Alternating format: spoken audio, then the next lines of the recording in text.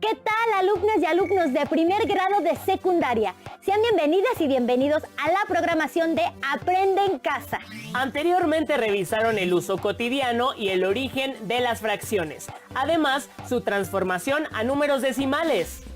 Así que en esta sesión les proponemos estudiar el procedimiento de algunas de las principales operaciones con fracciones y decimales. Nos referimos a la multiplicación y a la división.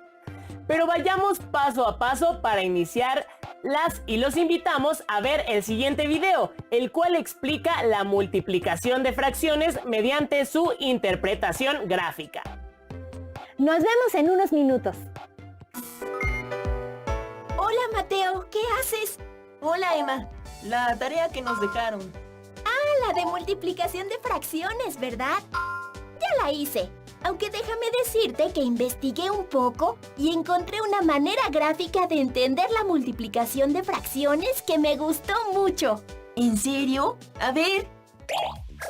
Como ya vimos, para multiplicar dos fracciones, hay que multiplicar numerador por numerador y denominador por denominador. Hemos explicado este proceso a nivel aritmético, pero ¿cómo se vería de manera gráfica? ¿Recuerdas cómo se puede representar en un rectángulo una multiplicación de dos números naturales? Por ejemplo, para representar la multiplicación de 5 por 3, se traza un rectángulo y se divide en 5 partes iguales de manera vertical y en 3 partes iguales de forma horizontal. El total de cuadros que se obtienen es el resultado. Para ver la multiplicación de una fracción de manera gráfica, vamos a hacer lo siguiente. Tomemos el ejemplo que propusimos, 2 tercios por 4 quintos. Observa que ambas fracciones son propias. ¿Recuerdas los tipos de fracciones? Muy bien. El primer paso será representar la fracción 2 tercios. Para ello, dividimos la altura del rectángulo en el número de partes que indica el denominador, es decir, en 3 partes iguales. Tomamos el número de partes que indica el numerador, es decir, 2, y las coloreamos de azul. Así, hemos representado de manera gráfica la fracción 2 tercios. Ahora, en el mismo rectángulo, representaremos la fracción 4 quintos dividiendo la base del rectángulo. Como el denominador es 5, obtendremos 5 partes iguales. Para representar el numerador, que es 4, de estas 5 partes, sombreamos 4 con rayas diagonales. De acuerdo con la subdivisión que realizamos, podemos ver que el rectángulo quedó dividido en 15 partes. Ese número corresponde al resultado de multiplicar los denominadores.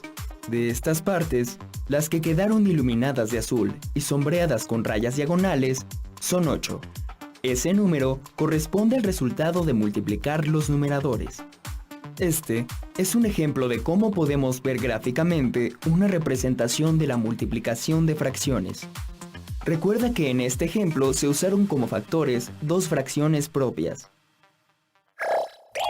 Vamos a revisar ahora un ejemplo de multiplicación de fracciones en el que uno de los factores es una fracción propia y el otro una fracción impropia. Multipliquemos 7 cuartos por 5 sextos. Observa que 7 cuartos es una fracción impropia y 5 sextos una fracción propia. Primero, vamos a representar gráficamente la fracción impropia, es decir, 7 cuartos.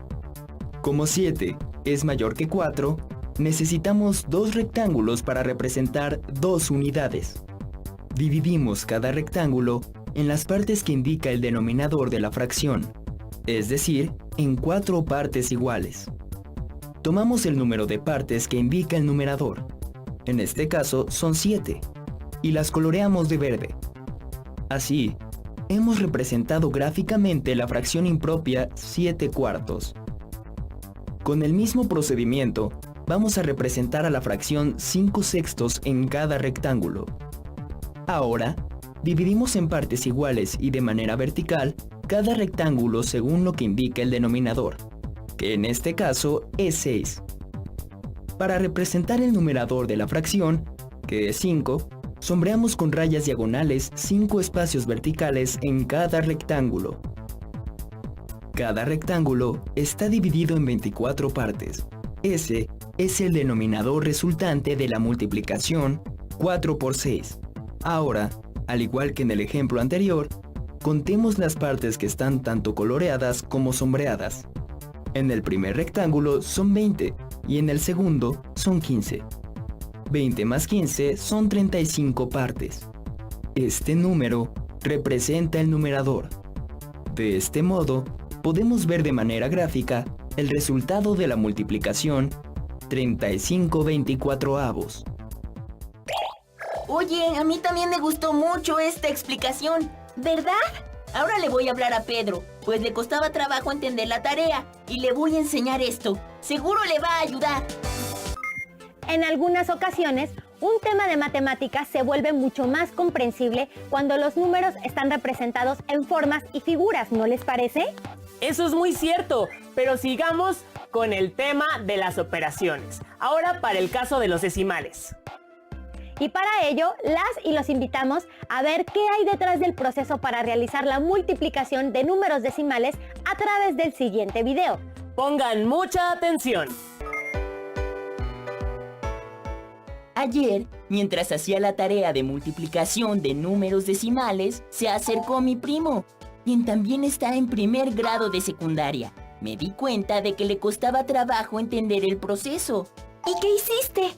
Se lo expliqué de la misma manera que nos explicó a nosotros el maestro. Para multiplicar números decimales, debemos seguir el mismo proceso que para multiplicar números naturales. Veamos un ejemplo. 12.3 por 4.5. Al igual que en el algoritmo para multiplicar números naturales, colocamos los números verticalmente. Ahora, de la misma manera que con los números naturales, realizamos la multiplicación. El resultado es 5535.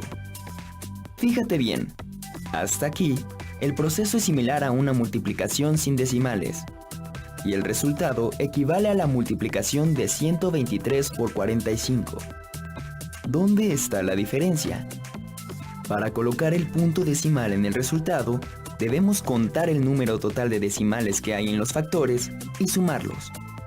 El número 12.3 tiene una cifra decimal después del punto, el 3. Entonces, el 12.3 tiene un decimal. El factor 4.5 también tiene una cifra decimal después del punto, el 5. Un decimal más un decimal es igual a 2 decimales. Vamos de nuevo al resultado de la multiplicación. Por ahora es 5535. El punto decimal se encuentra al final de las unidades, después del 5. Como los factores incluyen 2 decimales, debemos recorrer el punto 2 lugares hacia la izquierda. El resultado final es 55.35. ¿Observaste cuáles son las similitudes entre el algoritmo para multiplicar números naturales que ya conocías y este? Se multiplican los factores sin tener en cuenta el punto. La diferencia está en dónde colocar el punto decimal sobre el resultado. Recuerda, la ubicación del punto decimal depende del número de decimales en ambos factores. Para que te vuelvas un experto, veamos otro ejemplo. 7.34 por .512. Antes de empezar, y de acuerdo con lo que vimos en el ejemplo anterior, ¿cuántos lugares tendrás que mover a la izquierda el punto decimal del resultado? Exacto, 5 lugares, porque al sumar la cantidad de cifras decimales del 7.34, que son 2, más la cantidad de cifras decimales del punto 512, que son 3, se obtienen 5 cifras decimales. Ahora veamos el algoritmo paso a paso. Colocamos los números igual que en el algoritmo para números naturales. Recuerda que no es necesario poner el 0 que está antes del punto en el decimal .512, porque solo nos indica que la parte entera es 0. Efectuamos la multiplicación y, al final, lo más importante, mover a la izquierda el punto decimal. Como ya viste, son 5 lugares. Así, tenemos que el resultado de multiplicar 7.34 por .512 es 3.75000 808 cien milésimos. Para terminar, escribe en tu cuaderno y con tus palabras el procedimiento para multiplicar números decimales y compártelo con tus compañeros.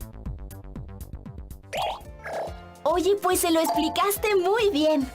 Aunque, ahora que lo pienso, no le expliqué cómo funciona cuando hay 3 o más factores con decimales.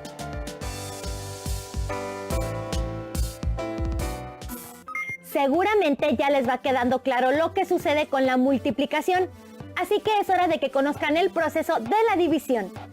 Cuando se enfrentan a una división de números decimales, ¿de qué les sirve dividir los números decimales en su día a día?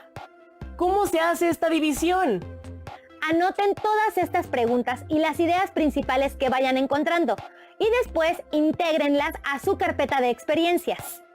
Al igual que sus respuestas a las preguntas planteadas anteriormente, las cuales podrán generar después de ver el siguiente video. ¡Regresamos!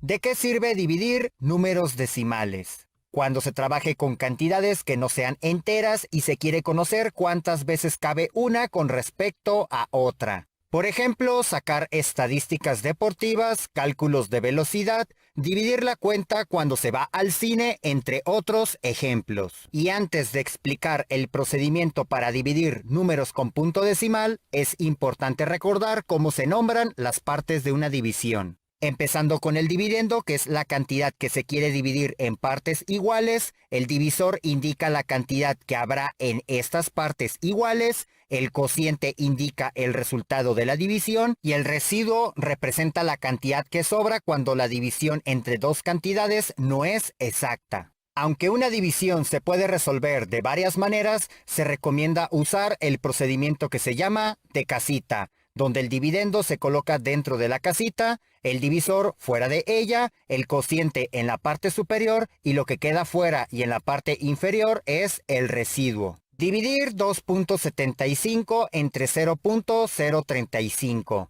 Para hacer la división se recomienda pasarla a su forma de casita.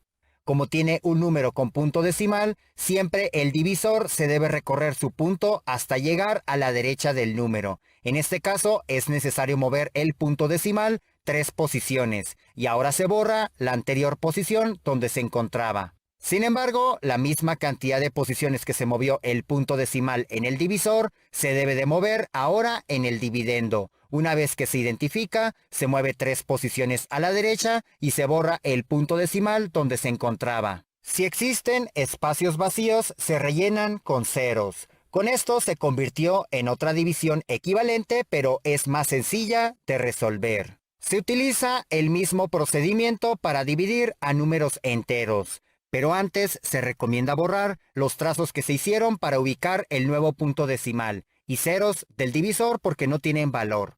El punto decimal en un número entero no es necesario dejarlo, así que también se borra. Se procede con la división de 2750 entre 35, preguntándose cuántas veces cabe el divisor en el primer número que se pueda formar en el dividendo tomando los dígitos de izquierda a derecha. El 35 no cabe en el 2 ni en el 27, pero sí en el 275. Un tip para resolver fácilmente una división es tener a la vista la tabla de multiplicación del divisor, en este caso del número 35, ya que aquí se puede ubicar qué número se acerca al 275, el cual es cuando se multiplica 35 por 7. En la parte del cociente se coloca el número 7 arriba del último número de 275, 7 por 35 igual a 245, el cual se resta con 275. 5 menos 5 igual a 0, 7 menos 4 igual a 3,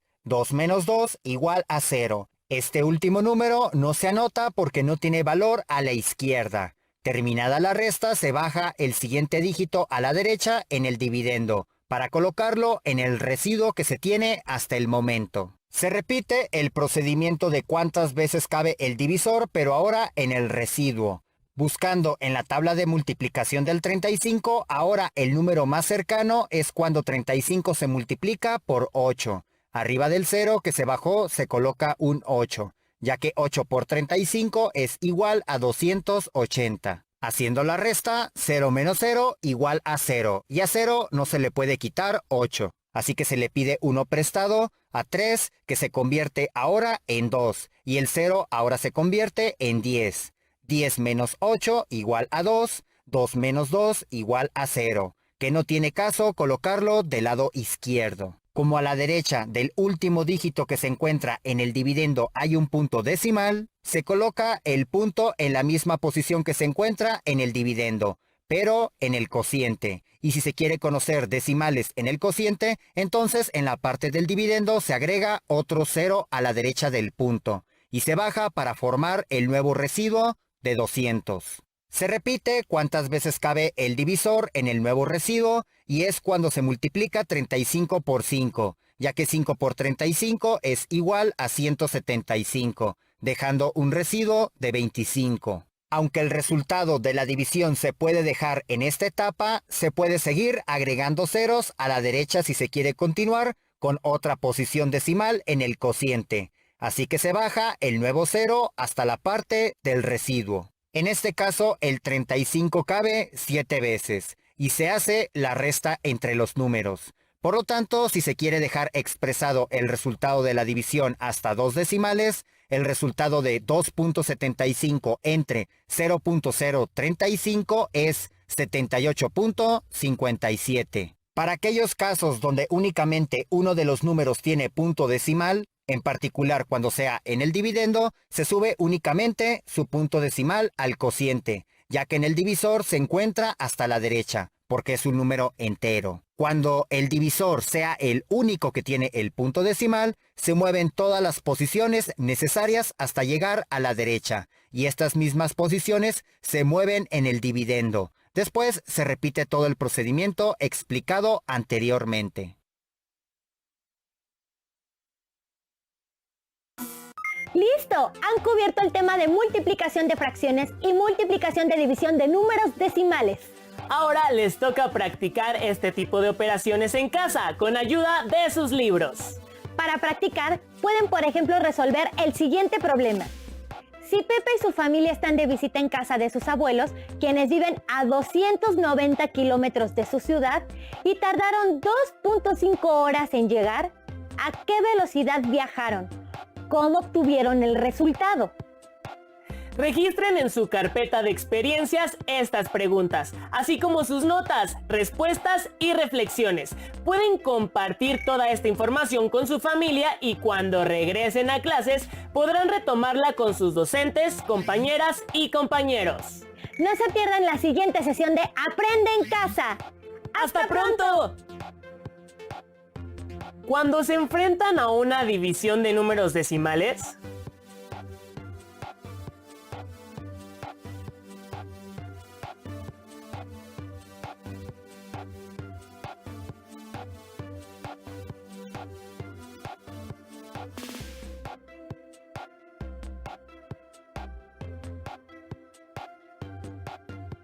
¿de qué les sirve dividir los números decimales en su día a día?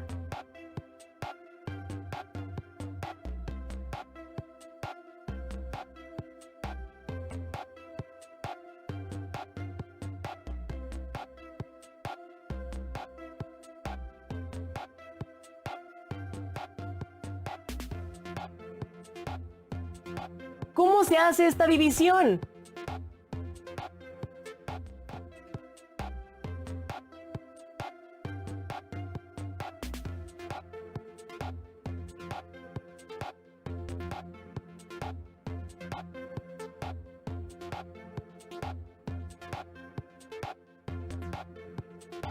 Si Pepe y su familia están de visita en casa de sus abuelos, quienes viven a 290 kilómetros de su ciudad y tardaron 2.5 horas en llegar, ¿a qué velocidad viajaron?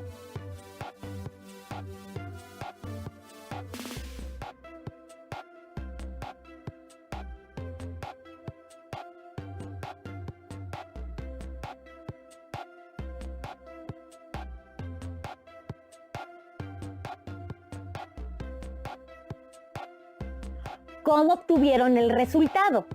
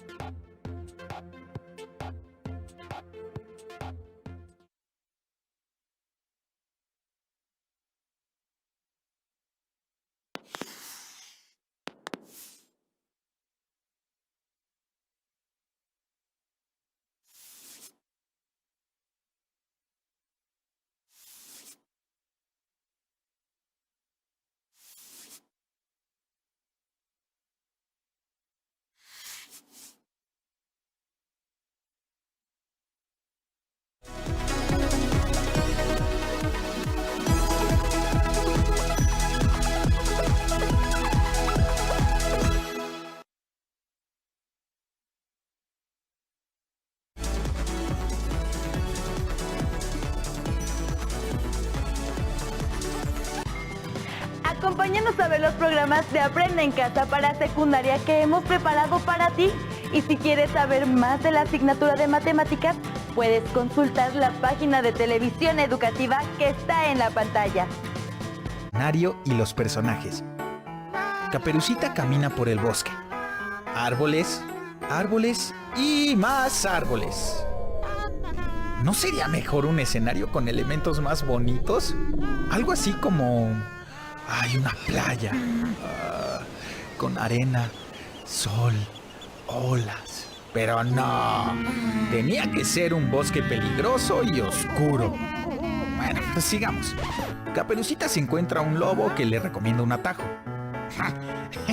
¿Quién puede creer en un lobo?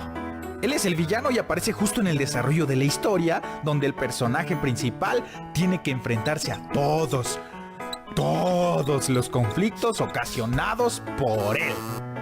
A ver, lo sabía. El lobo llegó primero, esconde a la abuelita en el closet y se disfraza como ella. Caperucita descubre al lobo, él la corretea, grita auxilio y llega un cazador. Les dije, era mejor una playa. ¡Ay, que se hubiera encontrado! ¿Un atún? Y así con la ayuda del cazador, Caperucita derrota al lobo, rescata a su abuelita y le entrega las galletas, fin. Aquí está el final o conclusión. El momento en que Caperucita supera todos los problemas ocasionados por el lobo y cumple con su misión.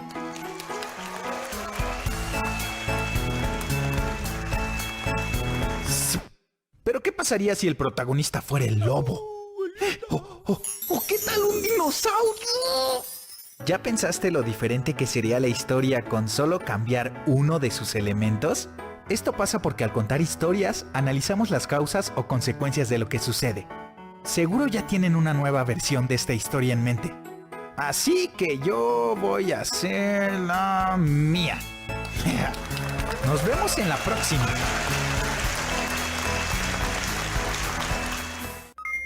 Como observaron, las historias narran siempre un conflicto que los personajes deben enfrentar.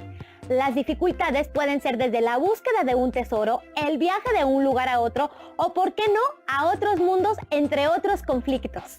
En las historias siempre hay causas y consecuencias. Por ejemplo, en Caperucita Roja, la causa de que Caperucita llegue después del lobo a la casa de la abuelita se debe a que el lobo la engaña. Ahora que ya conocen los puntos importantes acerca de ciertos elementos que deben tomar en cuenta para pensar en una historia, es importante que profundicen más en la estructura de su historia. Para ello te invitamos a ver la cápsula Estructura de una historia. ¡Pongan mucha atención!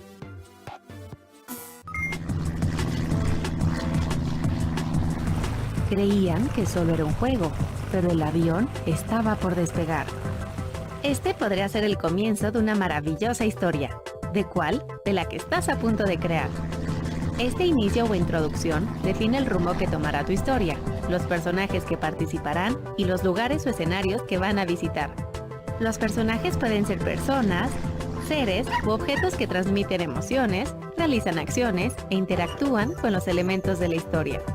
El escenario es el lugar donde ocurre la historia y te sirve para describir cómo es el paisaje, cuál es el clima y cuáles son los elementos que están presentes. Ya que definiste la introducción, es momento de presentar las acciones que marcarán el desarrollo de la historia. Aquí surgirán los retos que deberán enfrentar los personajes y las decisiones que tomarán para solucionarlos. Y a veces, una mala decisión podría desencadenar más retos a resolver. Para finalizar se necesita un desenlace donde se dice cómo termina la historia y se conoce el aprendizaje que obtuvieron los personajes. Pero espera, esto no es todo. Siempre puedes seguir agregando elementos que te permitan analizar las causas o consecuencias de lo que sucede en tu historia. Por ejemplo, ¿qué o quién crees que estuvo jalando la cuerda todo este tiempo? Retomando el contenido del video, una historia contiene los siguientes elementos. Introducción, la cual plantea el rumbo que tomará la historia. Personajes, que pueden ser personas, seres fantásticos, objetos, etc. Ellos interactúan con los elementos de la historia para transmitir emociones. Escenario. Aquí se describe el lugar y los elementos donde se desarrolla la historia. Desarrollo. Es donde se presentan los retos y acciones de la historia. Desenlace. Nos dice cómo termina la historia y en ocasiones cuál fue el aprendizaje que obtuvieron los personajes. Ya tenemos varios elementos para que puedan armar su historia, pero es importante que veamos otros para redactarla. Por ejemplo, ¿por qué elegimos determinado tema? ¿Cuál es el propósito? ¿A quién irá dirigido? ¿Qué tipo de lenguaje debemos usar? Y otras preguntas que nos ayudarán a aterrizar nuestra historia. Por ello, veremos el siguiente video, Aprendiendo a redactar, que contribuirá a entender más puntos anteriores. ¡Disfrútenlo! Bienvenidos a su programa Cocina de Autor. Hoy en la sección Esta palabra ya se coció, prepararemos una receta muy buena. Hola Pepe, ¿qué haces? Hola, estoy revisando las preguntas de WhatsApp para el programa y hay una receta que nos están solicitando, pero que nunca hemos preparado. ¿Cuál? ¿Cómo escribir un texto? ¡Qué interesante! Parece muy buena. Hagámosla. ¿Dónde está? Aquí la había dejado. Lo encontré. Y se ve riquísima. Sí, pero antes de prepararla es importante definir algunas cosas. Primero, ¿por qué queremos cocinar este texto? Puede haber varias razones. Compartir un tema o una historia que nos guste mediante una reseña o comentario. Crear un cuento o redactar una carta para solucionar un problema. Contestar esta pregunta nos ayudará a resolver el segundo punto a definir. ¿Qué platillo cocinaremos? Es decir, ¿qué tipo de texto escribiremos? Porque cada tipo de texto tiene una función, características y propósitos distintos. No es lo mismo escribir un ensayo que una reseña, un artículo literario o un texto científico. O preparar un pastel o unas enchiladas. Exacto. El tercer aspecto a definir es saber para quiénes cocinaremos, es decir, a quiénes va dirigido el texto, para tener en cuenta el tipo de lenguaje. Muy bien. ¿Cuáles son los ingredientes? Algunos ya los mencioné, pero son los siguientes. Tema. Propósito comunicativo. Tipo de texto. Público al que va dirigido. Lenguaje a utilizar. Formal, informal, técnico, etc. Ortografía y redacción. Ahora procederemos a la preparación. 1. La planificación del texto consiste en cocinar preguntas de investigación que obtenemos al cuestionarnos sobre lo que sabemos del tema y lo que deseamos saber. Salpimentamos y buscamos información en fuentes impresas y electrónicas. Marinamos y tomamos nota de los datos relevantes que encontremos, así como de la bibliografía consultada. Organizamos la información con base en las preguntas que planteamos para desarrollar la investigación. 2. Elaboramos la escritura del borrador. Tomamos como base los apuntes que hicimos en la planificación. Lo leemos para ver si cumple con el propósito comunicativo que planteamos. Lo enriquecemos con más información de diversas fuentes. Probemos la mezcla y si es necesario, lo seguimos ajustando. Por ejemplo, el tipo de lenguaje.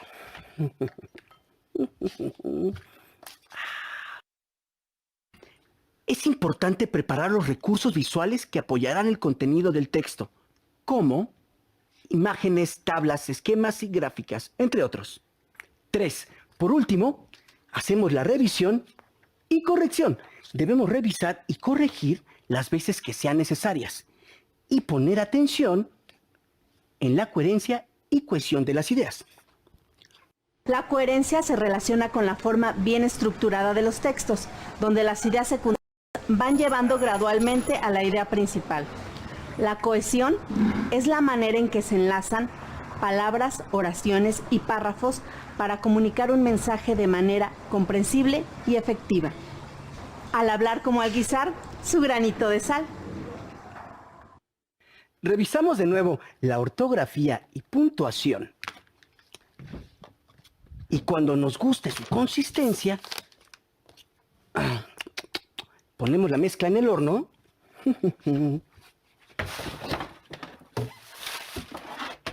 y la dejamos 1 hora. Pasado el tiempo de cocción, tenemos nuestra versión final. Y esta palabra ya se coció. Gracias por acompañarnos en una emisión más de Cocina de Autor. Nos vemos en el próximo programa. Como observaron en el video, la redacción de un buen texto se debe de contar con los siguientes elementos: tema, propósito comunicativo, tipo de texto, público al que va dirigido, lenguaje a utilizar, ortografía y redacción. Tengan esto en mente antes de iniciar la redacción de su texto. Es por eso que les pedimos que vayan eligiendo un tema que sea de su interés. Ahora bien, ya sabemos qué elementos requerimos para crear nuestro texto. Pero lo cierto es que su historia no solo requiere todo eso, además necesita una correcta puntuación, pues esta sirve para que su narración sea entendida. Al escribir adecuadamente, le otorgan al lector una guía para que no se pierda y entienda su texto. ¿Tienen dudas? No se preocupen, ahora los invitamos a ver el último video de esta sesión, la importancia de puntuar un texto, en el cual se explica más a fondo este tema. Bienvenidos a otra emisión de su programa Cocina de Autor. En su sección, ¿qué dijo? El tema del día de hoy es la importancia de puntuar un texto. ¿Es posible comprender un texto que no tiene puntuación? ¿Qué ocurriría si no usáramos la puntuación en los textos que escribimos? Hoy sabremos las respuestas. Los concursantes del día de hoy son: escritor irlandés, considerado uno de los más grandes del siglo XX. Entre sus obras destaca Ulises. Con ustedes, James Joyce. Ha empleado con maestría la puntuación en sus textos y la primera latinoamericana en ganar el Premio Nobel de Literatura. Ella es Gabriela Mistral. ¡Comenzamos! Primera pregunta. ¿En qué periodo histórico se crearon los primeros antecedentes de los signos de puntuación? A. Grecia antigua. B. Imperio Romano. C. Antiguo Egipto. Grecia antigua. ¡Correcto! Siguiente pregunta. Los signos de puntuación permiten que un texto sea comprendido porque A. Ayudan a jerarquizar las ideas. B. Dan estructura al escrito. C. Destacan las ideas principales. D. Evitan ambigüedades. E. Hacen comprensibles las oraciones. Todas las opciones. ¡Así es! Ahora veamos un ejemplo. Les presento el testamento sin puntuación. Dejo mis bienes a mi sobrino Juan o a mi hermano Luis, tampoco jamás se pagará la cuenta al sastre, nunca de ningún modo para los jesuitas, todo lo dicho es mi deseo. El juego consiste en que le asignaré un personaje de la carta a cada uno y tendrán que valerse de los signos de puntuación para que el testamento los favorezca. Contarán con 10 segundos para ello. El sobrino para James Joyce y los jesuitas para Gabriela Mistral. ¡Comienza el tiempo! Revisemos primero el texto de Gabriela Mistral. ¿Dejo mis bienes a mi sobrino Juan? No. ¿A mi hermano Luis? Tampoco. Jamás. ¿Se pagará la cuenta al sastre? Nunca. De ningún modo. Para los jesuitas todo. Lo dicho es mi deseo. Ahora la versión de Mr. Joyce. Dejo mis bienes a mi sobrino Juan, no a mi hermano Luis. Tampoco jamás se pagará la cuenta al sastre. Nunca, de ningún modo, para los jesuitas. Todo lo dicho es mi deseo. ¡Muy bien! Ambos cumplieron con el objetivo. En las versiones cambió el heredero, gracias a la precisión brindada por los signos de puntuación. Los escritores a veces jugamos con el uso de los signos de puntuación por distintas razones. Realizar experimentos con el lenguaje, exigir la atención plena del lector o transmitir emociones. Es una herramienta expresiva más. Pero para hacerlo y lograr que las narraciones y poemas sean comprensibles, se necesita un conocimiento vasto del lenguaje y dedicarle mucho tiempo al goce de la lectura y la escritura, nuestras mejores maestras. Vayamos con la última pregunta. ¿De qué monarca se dice que anuló la sentencia de un preso cambiando el lugar de la coma? A. Isabel I. B. Carlos V. C. Luis XIV. Carlos V. ¡Bien contestado! El mensaje decía, perdón imposible que cumpla su condena. Y con el cambio quedó, perdón imposible que cumpla su condena. Ha llegado la hora esperada. El ganador es Gabriela Mistral. El premio es un viaje a la ciudad griega de Pompeya, antes de ser consumida por la erupción de un volcán, descrita en la novela Los últimos días de Pompeya, de Edward Bulwer. Los esperamos en la siguiente emisión de Cocina de Autor en su sección ¿Qué dijo? ¿Qué les pareció el video? En él se resalta la importancia de emplear una puntuación correcta dentro del texto que planean escribir, ya que los signos de puntuación pueden cambiar el sentido de una idea o ayudarnos a evocar sentimientos o emociones en nuestros lectores. Pueden poner en práctica su puntuación al redactar diversas oraciones siguiendo esas reglas o incluso jugando con las ideas que les surjan. Para reforzar lo que aprendieron, respondan las siguientes preguntas en su carpeta de experiencias. ¿Por qué es importante establecer un conflicto en la narración?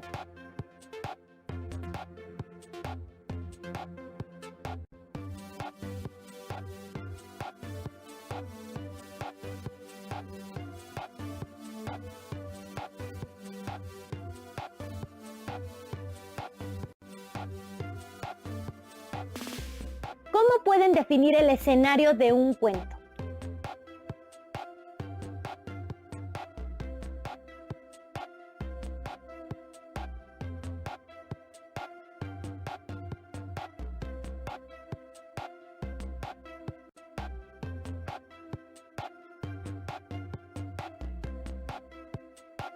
¿Quiénes pueden ser los personajes?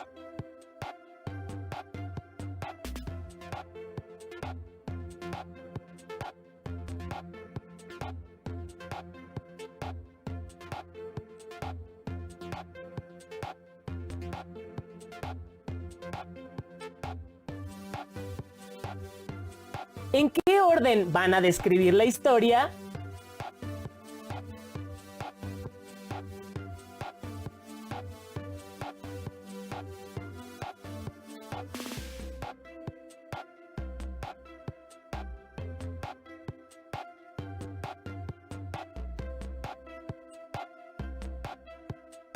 ¿Qué eventos son los más importantes en su historia?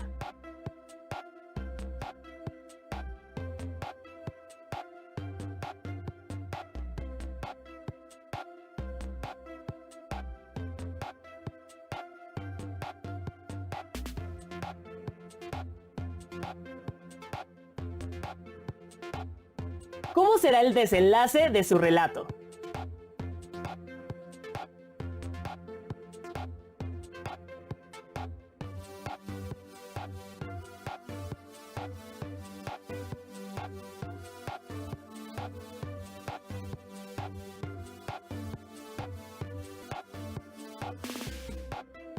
Con ayuda de estas preguntas, los invitamos a desarrollar su primer borrador de un cuento breve.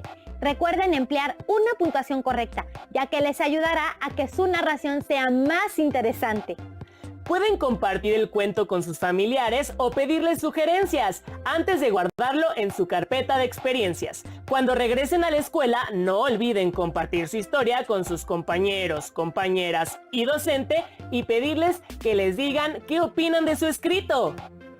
Les recordamos que para hacer su cuento pueden revisar por segunda vez este programa. Esperamos que sea de utilidad. Antes de despedirnos, les sugerimos que no se pierdan la siguiente sesión de Aprende en Casa. ¡Hasta pronto!